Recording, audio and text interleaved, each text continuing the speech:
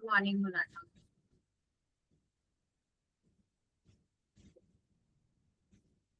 बरं, आपण परवा काय शिकत होतो आठवते का तुम्हाला?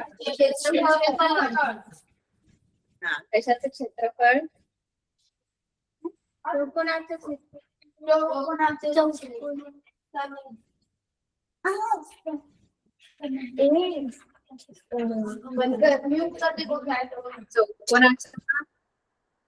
की वर्तुळाचा? वर्तुळाचा आपण सुरुवात केली होती ना वर्तुळाच्या क्षेत्रफळासाठी. कोणतं सूत्र वापरायचं वर्तुळाच्या क्षेत्रफळासाठी?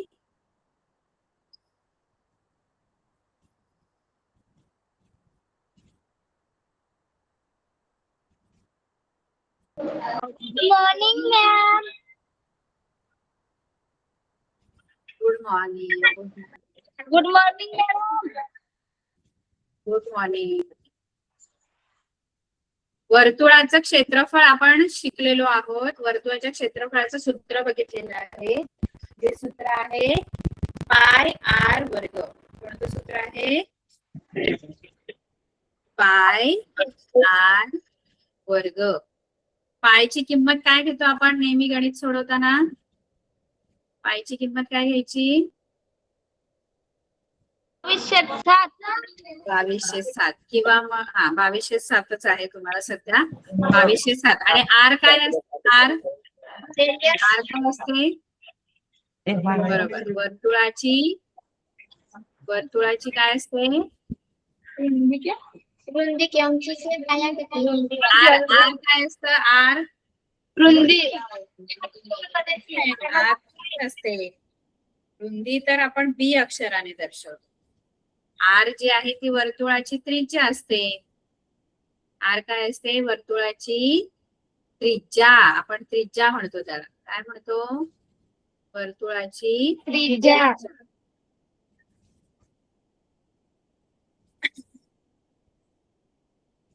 आणि पाय आर वर्ग या सूत्राने आपण काय केलं? वर्तुळाचं क्षेत्रफळ काढलं. त्रिज्या दिली होती आपल्याला आणि आपण त्याच्यावरून वर्तुळाचं क्षेत्रफळ काढलेलं आहे. आता आपण उलट म्हणजे गणित आता आपल्याला उलटी असणार. म्हणजे आता आपल्याला त्रिज्या दिली होती आणि त्रिज्येवरून क्षेत्रफळ आपल्याला काढायचं होतं. बरोबर आहे? त्रिज्या दिली होती आणि क्षेत्रफळ आपल्याला शोधायचं होतं. आता क्षेत्रफळ देणार. आता आपल्याला क्षेत्रफळ देणार वर्तुळाचं आणि त्याच्यावरून आपल्याला काय शोधायची आहे? वर्तुळाची त्रिज्या. बरोबर. आता त्रिज्या शोधायची. क्षेत्रफळ देणार आपल्याला. आधी आपण अशी गणितं सोडवली की त्याच्यामध्ये आपल्याला त्रिज्या दिली होती आणि क्षेत्रफळ आपल्याला शोधायचं होतं. आता आपल्याला क्षेत्रफळ देणार, त्याच्यावरून त्रिज्या शोधायची आहे. कळलं? ही 3 गणितं बघा आपण काल सोडवली होती, ज्याच्यामध्ये त्रिज्या आपल्याला दिलेली होती आणि आपण हे बघा पहिली 3 गणितं आपण सोडवली नाही का? ही आठवते का तुम्हाला?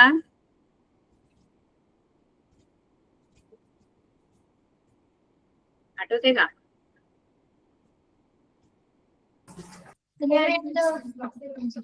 बघा खाली वर्तुळांच्या त्रिज्या दिलेल्या आहेत आणि त्या वर्तुळांची क्षेत्रफळे काढा. आपण क्षेत्रफळ काढली या तिघांचीही. आता दुसरा प्रश्न काय दिलाय बघा? दुसरा प्रश्न असा दिलेला आहे की खाली काही वर्तुळांची क्षेत्रफळे दिली आहेत. क्षेत्रफळे दिली आहेत आणि त्या वर्तुळांचे व्यास काढा. आता व्यास काढायला सांगितलंय, पण व्यास आपल्याला कधी मिळेल? जेव्हा त्रिज्या माहित असेल तर. कारण त्रिज्येच्या दुप्पट व्यास असतो. तुम्हाला मुद्दाम आणखी पुढचा प्रश्न विचारलाय, व्यास काढायला सांगितलंय, पण व्यास आपल्याला क्षेत्रफळाच्या सूत्रामध्ये तर त्रिज्या आहे, क्षेत्रफळाच्या सूत्रामध्ये व्यास नाहीच आहे. आर आहे ना, आर म्हणजे त्रिज्या. मग क्षेत्रफळाचं सूत्र वापरून आधी आपण त्रिज्या शोधूया आणि एकदा त्रिज्या मिळाली ना की त्याच्या दुप्पट करायचं की मग काय मिळेल? त्रिज्येच्या दुप्पट काय असतो? त्रिज्येच्या दुप्पट काय असतो? टी असतो. टी म्हणजे काय? व्यास. व्यास बरोबर 2 गुणिले त्रिज्या. बघा तुम्हाला व्यास आपल्याला शोधायला सांगितलंय. व्यास पण व्यास आपल्याला क्षेत्रफळाच्या सूत्रावरून नाही मिळणार, कारण वर्तुळाच्या क्षेत्रफळाचं जे सूत्र आहे ते आहे पाय आर वर्ग. आर आहे त्याच्यात, आर, डी नाहीये क्षेत्रफळाच्या सूत्रामध्ये, डी नाहीये. पण मला डी शोधायला सांगितलं, पण काही हरकत नाही. डी म्हणजे व्यास. व्यास जरी शोधायला सांगितला तरी आधी त्रिज्या शोधूया ना. क्षेत्रफळावरून डायरेक्ट तुम्हाला व्यास नाही मिळणार. का नाही मिळणार मुलांना क्षेत्रफळावरून व्यास?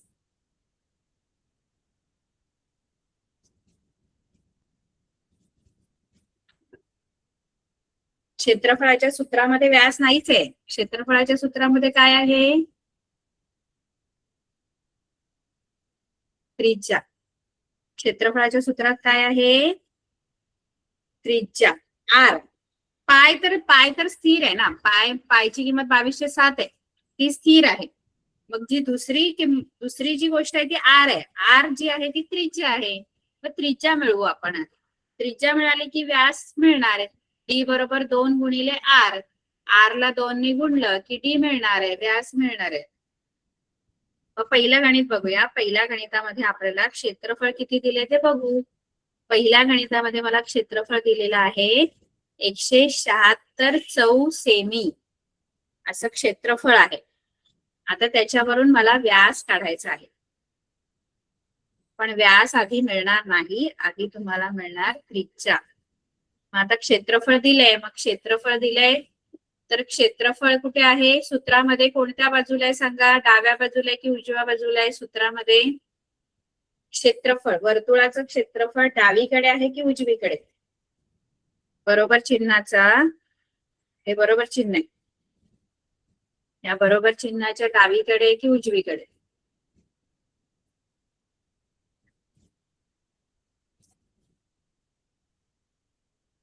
बरोबर चिन्हाची डावी बाजू उजवी बाजू कळते. असं बरोबर चिन्ह असेल तर इकडची उजवी बाजू असते आणि इकडची डावी बाजू असते.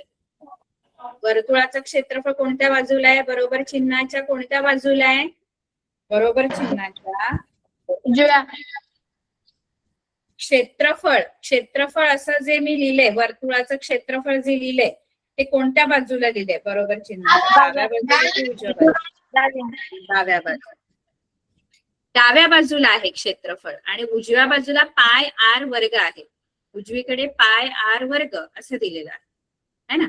मग डावीकडे क्षेत्रफळ आहे तर त्याची किंमत, क्षेत्रफळ जे दिलेलं आहे मला 176, ते मी डावीकडे लिहिते. हे मला क्षेत्रफळ दिलेलं आहे आणि मी बरोबरचं चिन्ह लिहिते.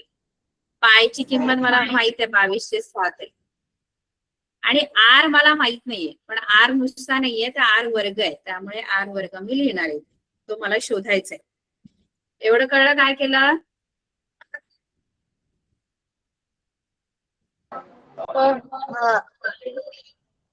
क्षेत्रफळ मला दिलेलं होतं आणि क्षेत्रफळ डाव्या बाजूला लिहायचं, कारण सूत्रामध्ये क्षेत्रफळ डावीकडे आहे बघा. हे बरोबर चिन्हाच्या डावीकडे क्षेत्रफळ आहे. मग ही जी क्षेत्रफळाची जी किंमत आहे 176, ती सुद्धा डाव्या बाजूला लिहायची आहे. ठीक आहे. आता मी काय करणार माहितीये का? मला आर शोधायचंय. आर आर वर्ग म्हणजे आर शोधायचंय. आधी आर वर्ग मिळेल, मग आर मिळेल. आता आर जो आहे तो डावीकडे आहे की उजवीकडे आहे? कोणत्या बाजूला आहे आर? आर आर उजव्या बाजूला. समीकरणाच्या उजव्या बाजूला. बरोबर. आता उजव्या बाजूला आर जो आहे तो एकटा आहे का आर, की आणखी त्याच्या बरोबर उजव्या बाजूला कोण आहे? 2. है ना. आर बरोबर उजवीकडे ही पूर्ण संख्या आहे ना 2207. हे पूर्णच आर बरोबर आहे उजवीकडे. आता आपण काय करायचं असतं माहितीये का? जे मला शोधायचं असतं ना त्याला एकट्याला ठेवायचं असतं. तो ज्या बाजूला आहे त्याला एकट्याला तिथे ठेवायचं. त्याच्या बरोबर जे पण संख्या असतील त्या दुसऱ्या बाजूला शिफ्ट करायच्या असतात. म्हणजे काय करायचं? आता मला आर शोधायचंय की नाही, तर हा आर वर्ग मी असाच एकट्याला उजवीकडे ठेवणार आणि हा जो 2207 आहे ना तो उजवीकडून मी कुठल्या बाजूला नेणार?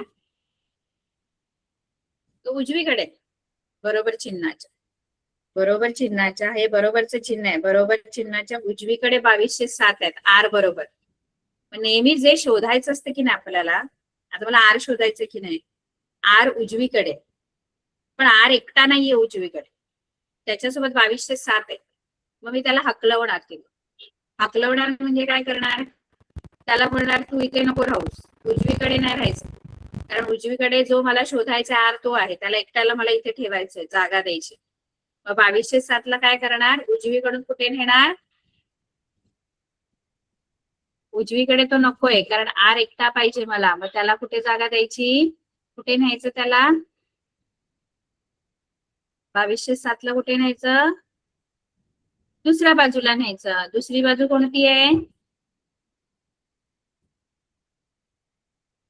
आधी तो उजवीकडे होता, पण त्याला आता उजवीकडून हकलवलं, मग तो कोणत्या बाजूला जाणार, डावी. डावी, डाव्या बाजू. बरोबर, डाव्या बाजू.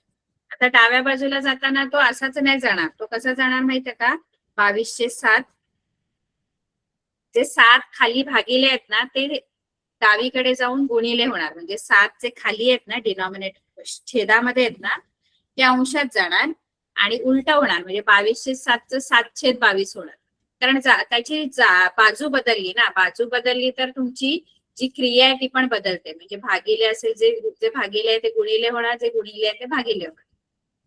आता हे 176 जे आहेत त्याला काय नाही केलं आपण, तो आहे तिथेच आहे, तो डावीकडेच आहे, तो आधी लिहून घ्यायचा 176. आता फक्त चेंज काय होणार माहितीये का, याच्यामध्ये जो 7 आहे इकडचा 2207 आहे ना, तो इकडे येऊन 7/22 होणार. कळलं एवढं,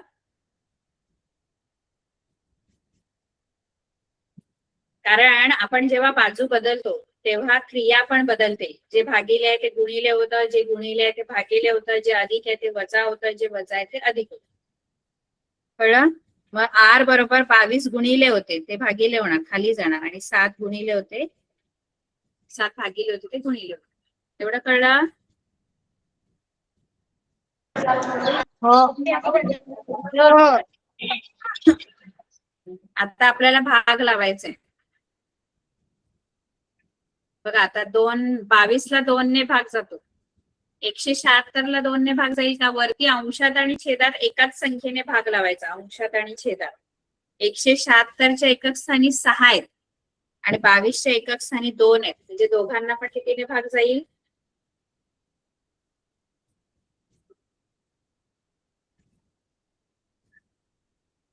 दोघांना 176 आणि 22 ला 2 ने भाग जाईल का, 176 ला 2 ने भाग जाईल का,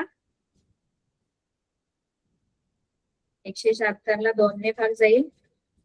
2 ची कसोटी काय सांगितलेली तुम्हाला, 2 ची कसोटी, विभाज्यतेची कसोटी, ज्या संख्येच्या एकक स्थानी 0, 2, 4, 6, 8 यापैकी कोणतीही संख्या असेल तर त्या संख्येला 2 ने भाग जातो.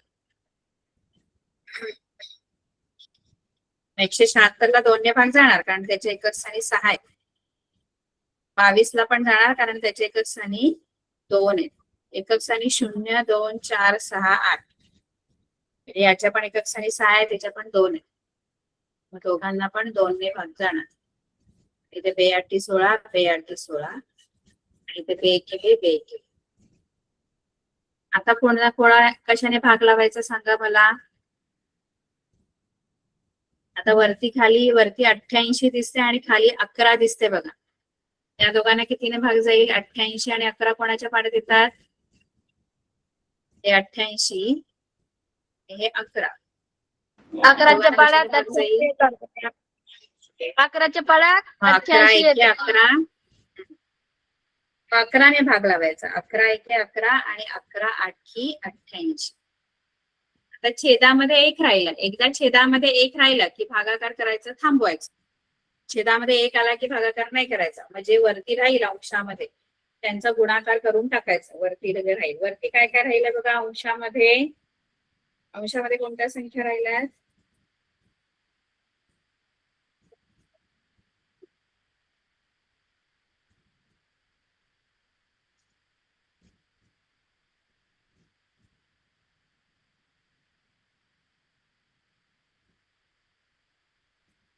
अंशात काय काय राहिलंय?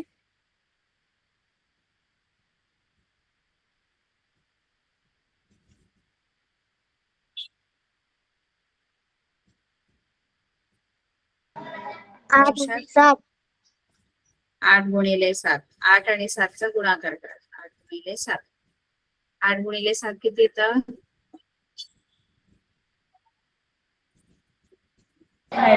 56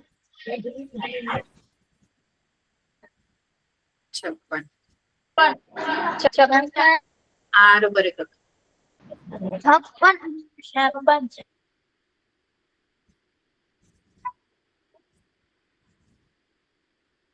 आता आर वर्ग 56 आलं, बरोबर आहे. आर वर्ग बरोबर 56. तर आर वर्ग 56 आलं तर आर जर तुम्हाला पाहिजे तर काय करायचं? हा वर्ग आहे 56. आर वर्ग 56 आहे. मग आर पाहिजे तर वर्गमूळ घ्यायचं.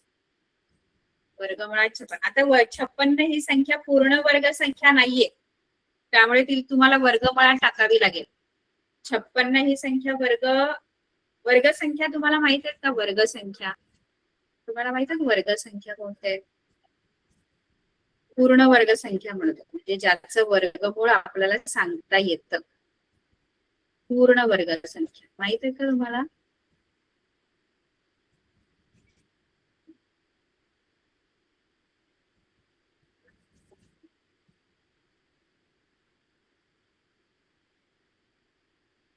पूर्ण वर्ग संख्या म्हणजे ज्या कोणाच्या तरी वर्ग आहेत, जसं की 1 आहे, 4 आहे, 9 आहे, 16 आहे, 25, 36.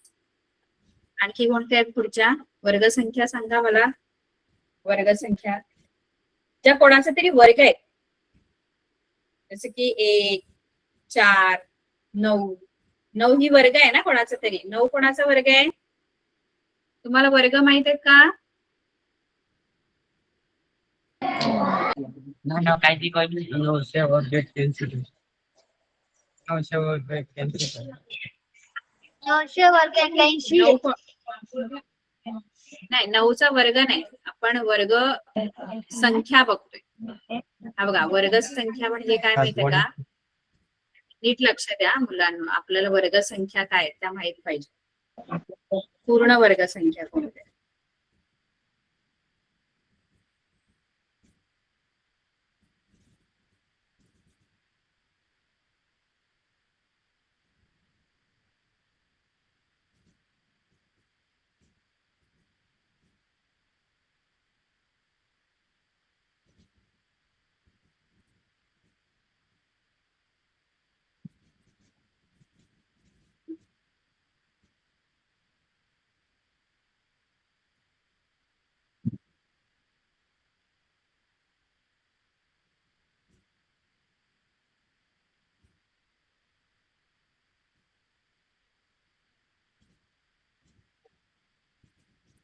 पूर्ण वर्ग संख्या कोणाला म्हणायचं माहितीये का? ज्या कोणाचा तरी वर्ग आहे, वर्ग वर्ग म्हणजे जसं 1चा वर्ग 1 येतो, 2चा वर्ग 4 आहे, 3चा वर्ग 9 आहे, 4चा वर्ग किती आहे? 4चा वर्ग 16 5चा वर्ग किती आहे? 25 6चा वर्ग 36 7चा वर्ग 49 8चा वर्ग 81 64 81 8चा वर्ग 100. 100 11चा वर्ग 121 12चा वर्ग 144 144 13चा वर्ग. बरोबर. आता पूर्ण वर्ग संख्या. आता म्यूट करा बघू. आता म्यूट करा.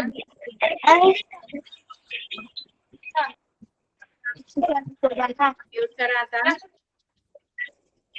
पूर्ण वर्ग संख्या कोणत्या माहितीये का? म्यूट करा मुलांना, म्यूट करा.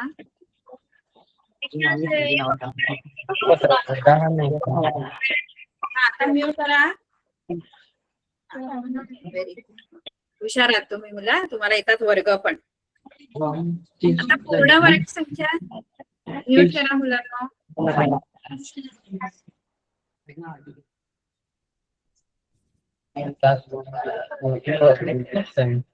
चिरखंड चिरखंड चिरखंडचे विद्यार्थी म्यूट करा प्लीज.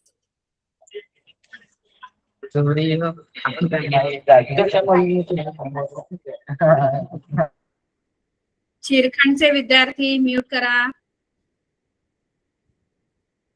हा, आता आपल्याला पूर्ण वर्ग संख्या मी विचारलं तर पूर्ण वर्ग संख्या कोणाला म्हणायचं माहितीये का? या संख्यांना पूर्ण वर्ग संख्या म्हणायची ज्या कोणाचा तरी वर्ग आहे. जसं 1चा वर्ग 1 आहे, 2चा वर्ग 4 आहे, 3चा वर्ग 9 आहे, यांना वर्ग संख्या म्हणायचं. या आहेत ना, या ज्या कोणाचा तरी वर्ग आहे, जसं 1 आहे, 4 आहे, 9 आहे, 16 आहे, 25, 36, 49, यांना वर्ग संख्या म्हणायचंय.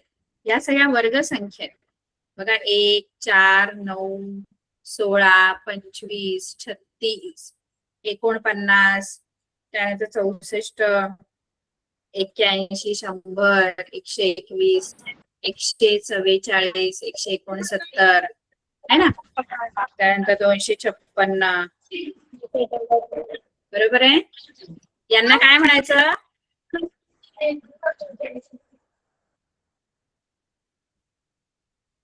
त्यांना काय म्हणायचं? पूर्ण संख्या. पूर्ण वर्ग संख्या. पूर्ण वर्ग संख्या काय म्हणायचं? पूर्ण वर्ग संख्या. कारण काय माहितीये का? कारण याचं वर्गमूळ मला सांगता येतं. म्हणजे काय वर्गमूळ म्हणजे काय? आपण बघा, समजा मी तुम्हाला सांगितलं की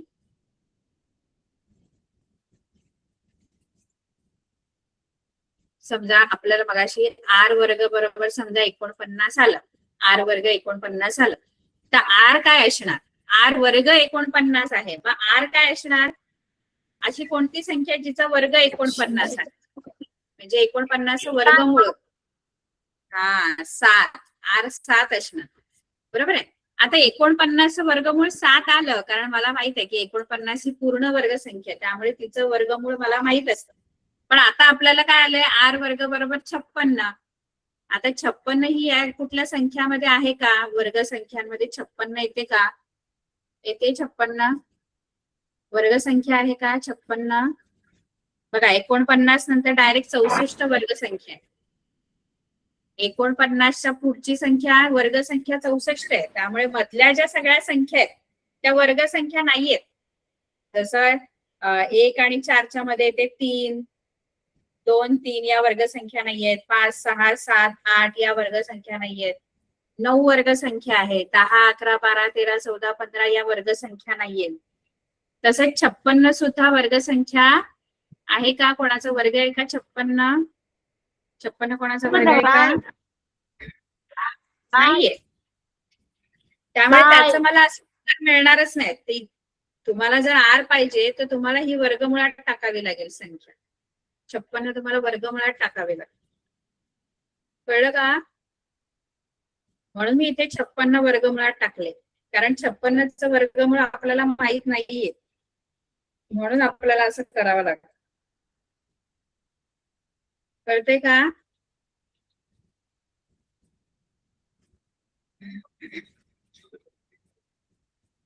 समजलं का मुलांनो? वर्गमुळात का टाकले? अरे हो की नाही?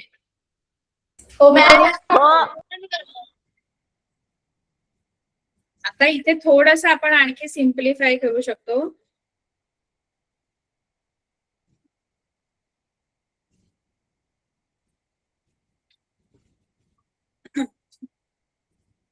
त्याला सिम्प्लिफाय कसं करायचं? अजून हा जो वर्गमूळ काढायचा, तर काय करायचं? 56चे अवयव पाडायचे.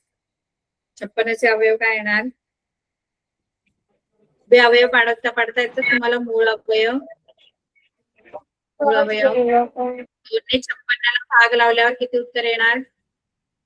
56ला 2ने भाग लावल्यावर 56ला 2ने भाग जातो, किती येणार? तुम्हाला येतात का मूळ अवयव पाडता? सगळ्यांना मूळ अवयव येतात का? खूप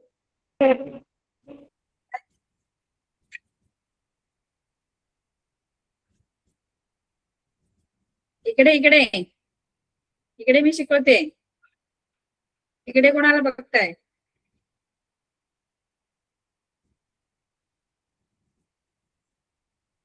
छप्पन्नला 2 ने भाग जातो का?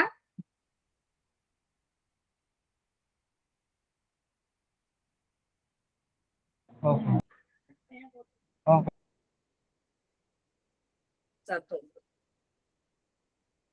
किती उत्तर येणार 56ला 2 ने भाग लावला? सांग. 56ला 2 ने भाग लावला किती उत्तर येणार? भाग लावा बघू.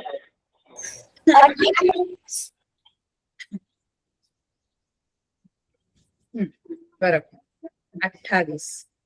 आता पुन्हा 28ला 2 ने भाग जातो का?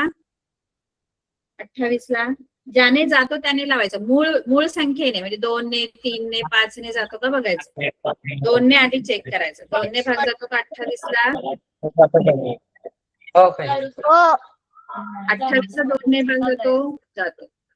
मग इथे मी पुन्हा 2 ने भाग लावेन. किती उत्तर येईल 28ला 2 ने भाग लावल्यानंतर? 14. Very good very good. 14ला आता पुन्हा कशाने भाग लावायचा?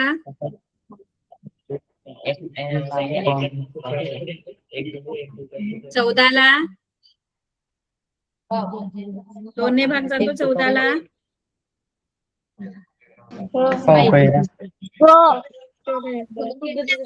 आणि पैसे किती येणार?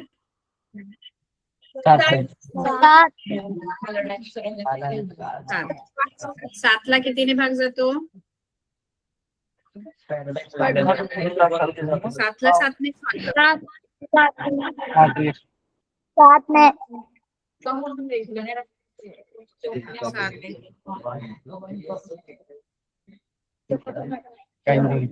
चिरखंडचे विद्यार्थी उत्तर नाही देत आहेत, फक्त गप्पा मारतायत तिकडे.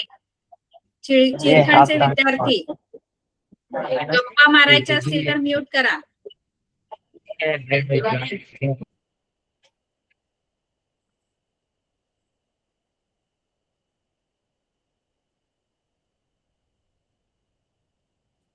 सातला 7 ने भाग 7 के 7 7 तर इथे मी काय करते माहितीये का? 56चे इथे अवयव लिहिते. 2 गुणिले 2 गुणिले 2 गुणिले 7. त्यानंतर मग आपण काय करतो? सारख्या संख्या ज्या असतील त्यांचा गट करतो. तर इथे एकच गट बनतोय 2 गुणिले 2चा. बाकी या दोन्ही संख्या एक एकट्या आहेत.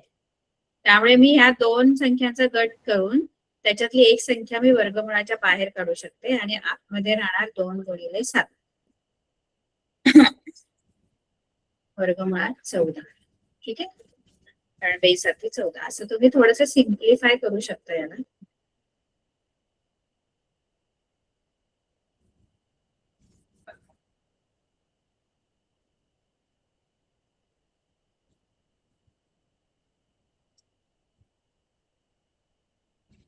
आर तुमचा 2 वर्गमुळात 14 आलेला आहे. तर आपल्याला व्यास पाहिजे. व्यास म्हणजे डी. डी जो आहे तो त्रिज्येच्या दुप्पट असतो. 2 गुणिले आर करायचं. 2 गुणिले आर 2 वर्गमुळात 14 आहे. 2 4 वर्गमुळात 14 हे तुमचा व्यास येणार. सेमी. ठीक आहे. कारण व्यास शोधायला सांगितलं ना, मग त्रिज्या शोधून थांबायचं नाही. त्रिज्या नाही शोधायला सांगितलं, व्यास. मग व्यास काढण्यासाठी त्रिज्येला 2 ने गुणायचं. कळलं सर्वांना?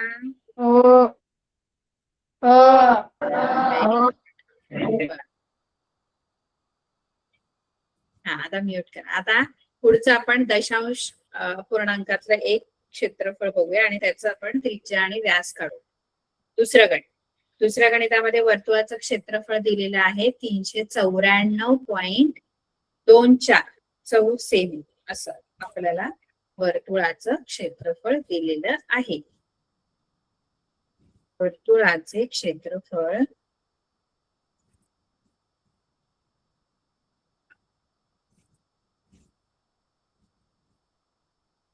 294.24 चौसेमी. सर मी तुम्हाला क्षेत्रफळ दिलेलं आहे. वर्तुळाचं क्षेत्रफळ बरोबर 394 सॉरी 394. ते म्हणलं काहीतरी चुकले. 394. ठीक आहे. आता आपण बघूया याची त्रिज्या कशी काढायची आहे आणि मग व्यास कसं करायचं. ठीक आहे. सूत्र तर वर्तुळाच्या क्षेत्रफळाचंच वापरायचं. वर्तुळाचे क्षेत्रफळ बरोबर काय सूत्र आहे वर्तुळाच्या क्षेत्रफळाचं?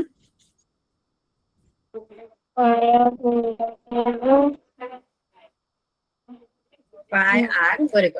ठीक आहे. आता क्षेत्रफळ मला दिलेलं आहे. क्षेत्रफळ कोणत्या बाजूला आहे? क्षेत्रफळ कोणत्या बाजूला आहे? सूत्रामध्ये क्षेत्रफळ डाव्या बाजूला. डाव्या बाजूला किंमत टाकायची. क्षेत्रफळ दिलेलं आहे मला 394.24. ही डावीकडे टाकायची किंमत. पाय 2207 घ्यायचंय. 2207 गुणिले आर वर्ग. मगाशी केलं आपण हे तेच करायचं आहे. कळलं? हो. समजते? आता आपण काय करायचं? आता आर वर्ग उजवीकडे आहे, पण उजवीकडे आर बरोबर 2207 आहे. मग 2207 ला काय करायचं? 2207 ला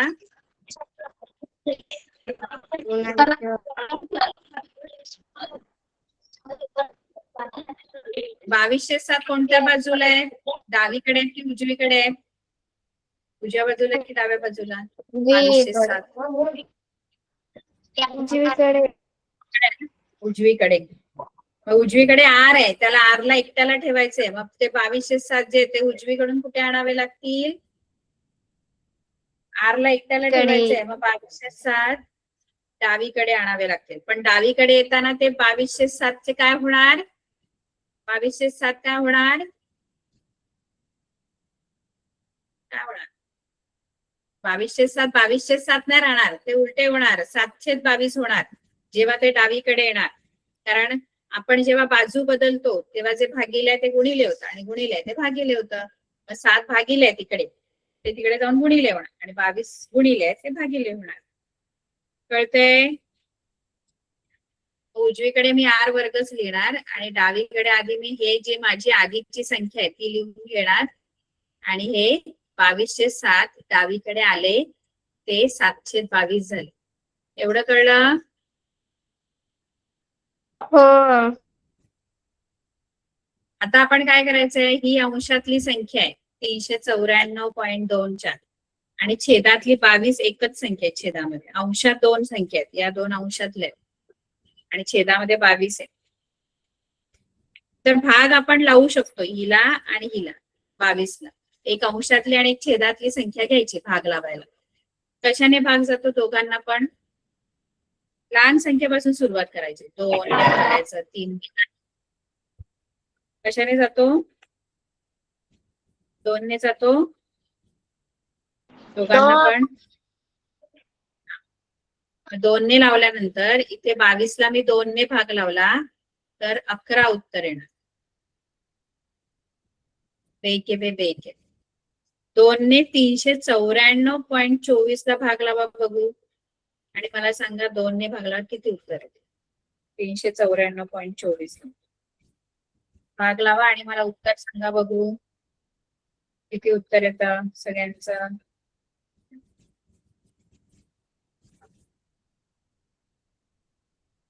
$394.24 ला 2 ने भाग लावायचा आहे.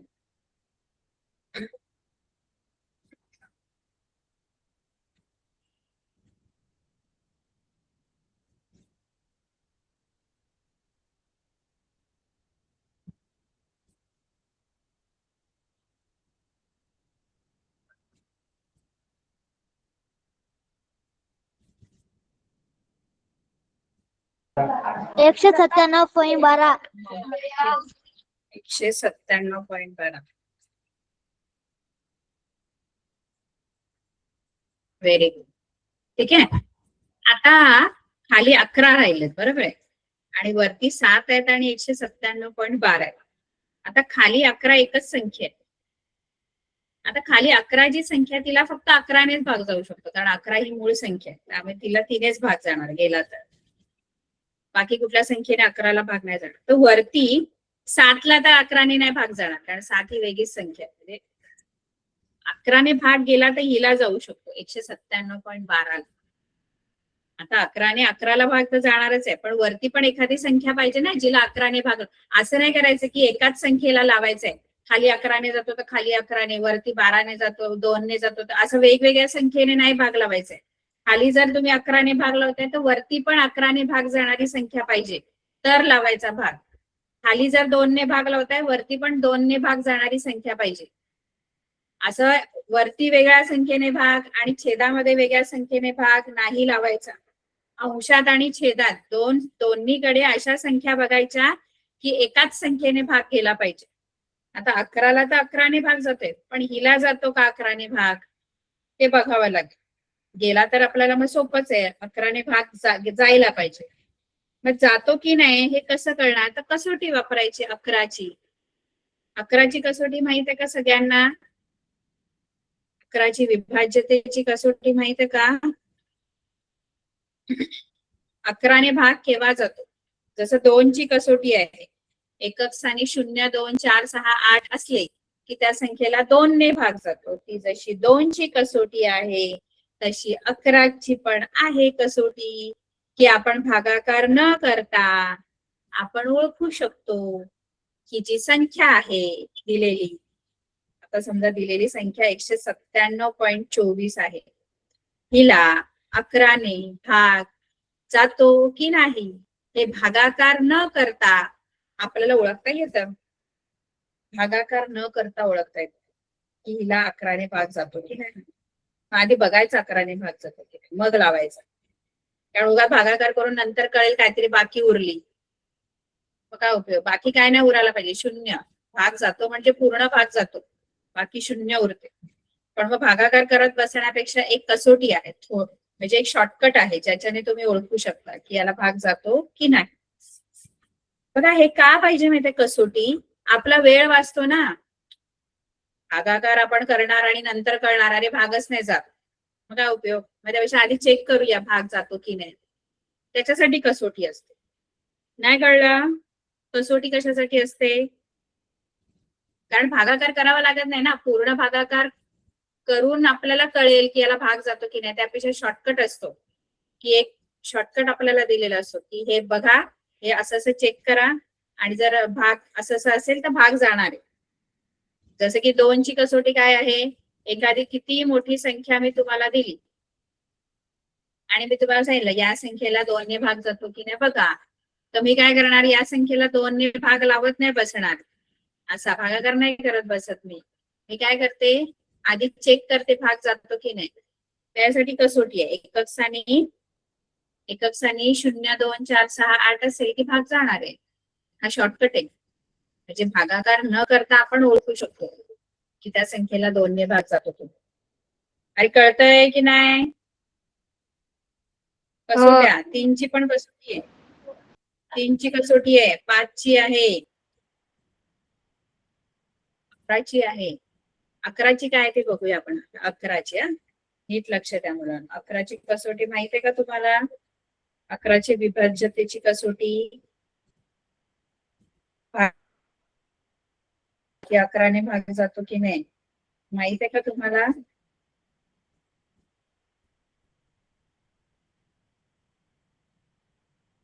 बरं, नाही माहित ना, आपण शिकूया 11ची कसोटी. ठीक आहे.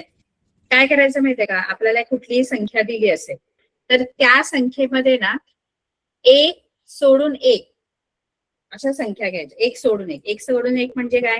आता ही 1 आहे, बरोबर आहे, पहिली संख्या 1 आहे. 1 नंतर घ्यायची 7, म्हणजे मधली 9 नाही घ्यायची.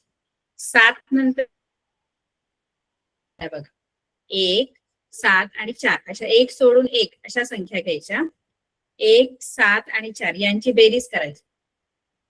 किती होते बेरीज? 1, 7, 4 यांची बेरीज किती होते?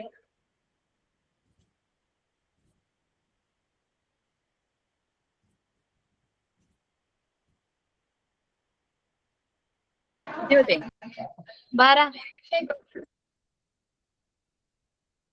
आपली 12 आहे ना इथे संख्या मी विसरले. म्हणून 12 आहे इथे, 12 आहे ना, 197.12 आहे ना, मी 24 येते वाटते. तर इथे एक सोडून एक संख्या जर बघितलं तर 1 आहे, 7 आहे आणि 2 आहे. आता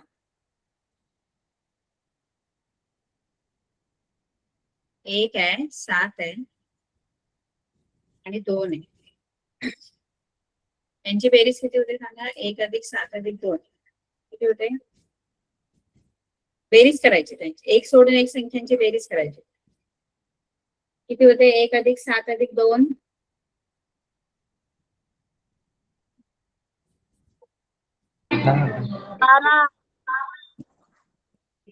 12. 10 1 अधिक 7 अधिक 2 10 होते. आणि आता ज्या 10. दुसऱ्या दोन उरलेल्या ज्या संख्या आहेत, उरलेल्या म्हणजे 9 आणि 1 यांची बेरीज, म्हणजे मधल्या राहिल्यात ना दोन संख्या, त्यांची बेरीज, त्यांची किती येते?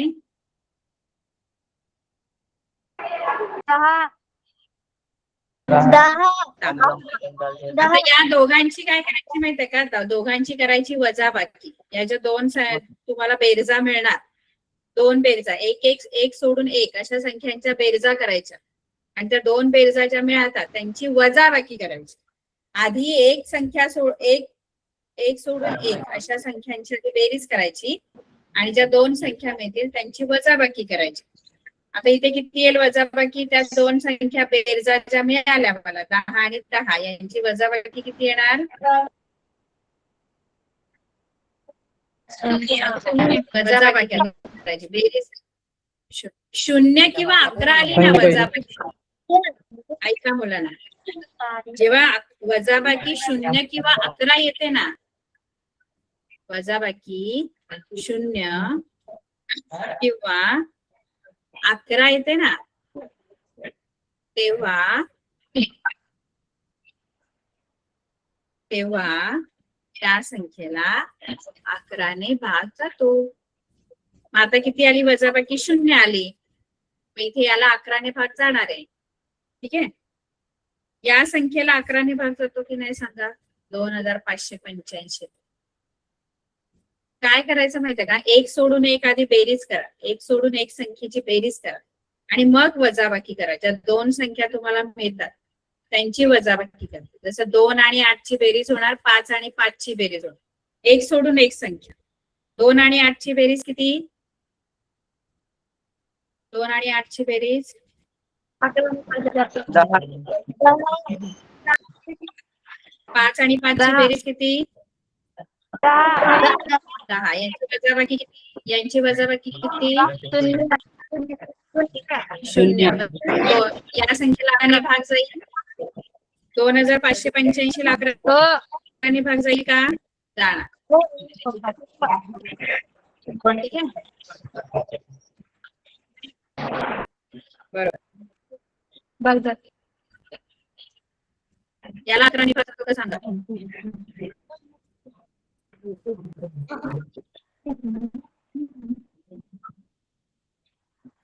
एक सोडून एक बेरीज करा. 3 आणि 9 ची बेरीज होणार, 1 आणि 0 ची बेरीज होणार. 3 आणि 9 ची बेरीज किती? 12. 1 आणि 0 ची बेरीज किती? 1 आणि 0 ची बेरीज. यांची वजाबाकी करा, यांची वजाबाकी करा.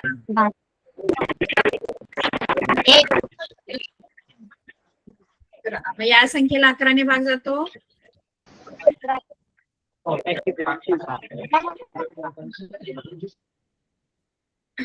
वजाबाकी 0 आली तरी चालते किंवा 11 आली तरी चालते. 0 किंवा 11 चालते वजाबाकी. 2 0 आली तरी भाग जातो 11 ने, आणि 11 आली तरी 11 ने भाग जातो. कळलं का? बरोबर.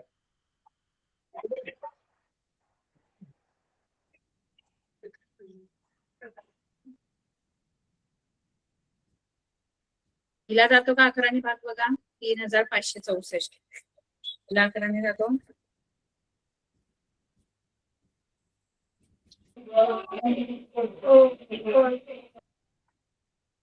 3,564 ला 11 भाग जातो का?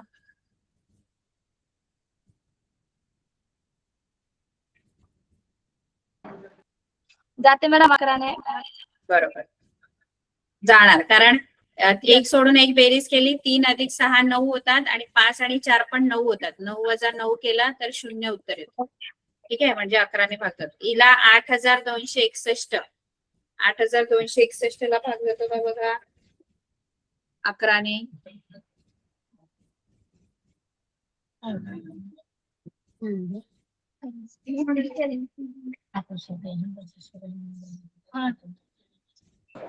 जातो. जातो. जातो. किती आली वजाबाकी? वजाबाकी किती आली? 11. व्हेरी बरोबर. ठीक आहे, 11ची कसोटी विसरायची नाही. 11ची कसोटी पण लक्षात ठेवायची.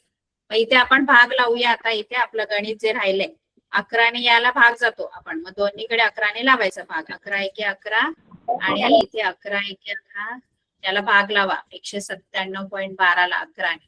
11 एके 11 आणि मग त्याच्यामध्ये 8 राहणार. 11 7 87.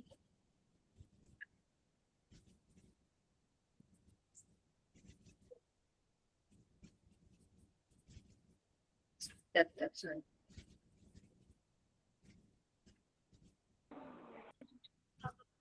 99 17.92 असं येणार. ठीक आहे, आणि मग आपला खाली 1 राहिला आणि वरती 17.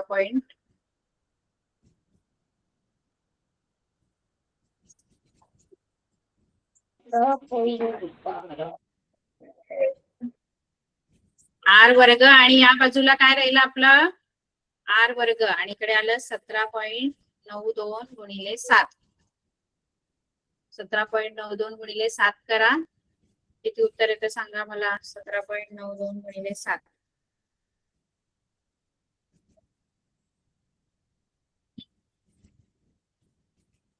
कारण खाली छेदामध्ये काही नाही राहिले, अंशामध्ये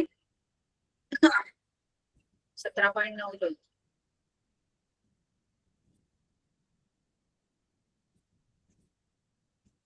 किती गुणाकार येतो? 7 2 14 67 64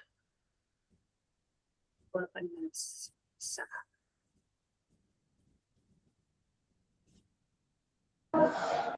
12,544. 12,444. 544. आणि मग 2 संख्येनंतर दशांश चिन्ह येणार. बरोबर आहे याच्यामध्ये.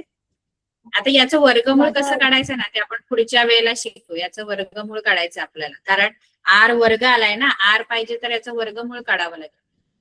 ते कसं काढायचं ते आपण पुढच्या वेळेला शिकूया. ठीक आहे, हे थोडस मोठं गणित आहे कारण इथे खूप मोठ्या संख्या आहेत, म्हणून याचं आता वर्गमूळ आपण कसं काढायचं ते पुढच्या वेळेला शिकणार. आपली वेळ संपलेली, पुढच्या वेळेला या सगळ्यांनी. ठीक आहे, बाय.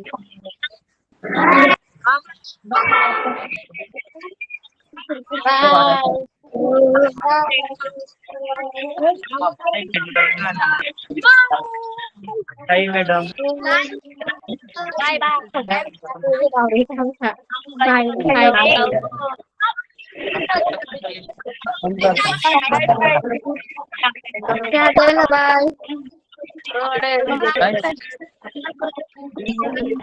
हा माझ्या भावा आहे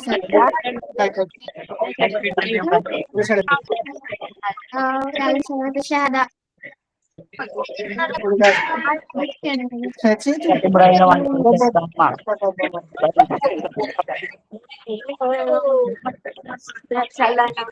बाय.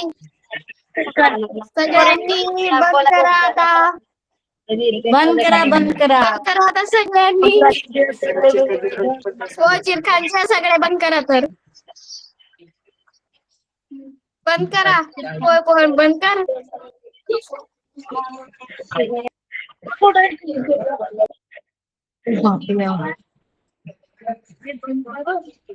बंद करो.